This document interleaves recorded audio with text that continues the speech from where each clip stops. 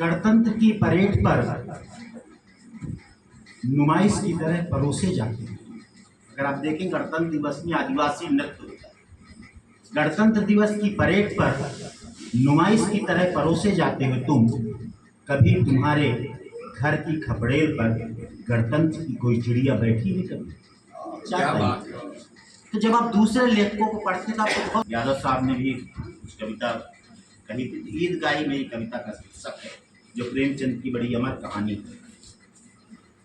उसमें मैंने कुछ प्रतीक लिए हैं कि ईदगाह के मेले में अब नहीं जाता कोई हमीर, ईदगाह के मेले पर अब नहीं जाता कोई हमीर, न वो दौड़ता है धूल उड़ाती पगडंडियों पर, न सिक्कों की खनक में बसी होती है उसकी उम्मीद।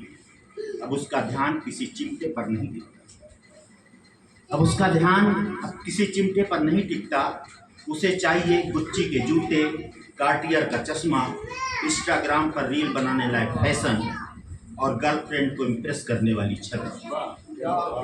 चूल्हे में रोटी सेकती दादी के जलते हाथ अब नहीं जलाते उसके मन में कोई हूँ।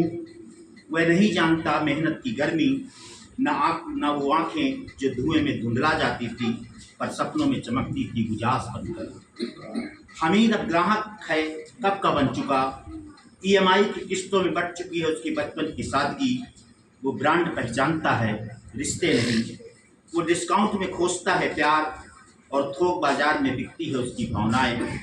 ईदगाह अब मेला नहीं रहा, वो तो एक शोर है सेल ऑफर कूपन कोड्स का, जहां संवेदनाएं नहीं केवल चॉइस होती है, जहां दादी की ज़रूरतें आउट ऑफ ट्रेड घोषित कर दी गई हैं।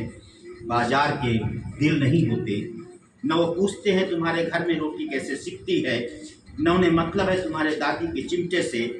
वो तो सिर्फ मांग रखते हैं, ज़रूरत उन्हें खुद लगने लगती है।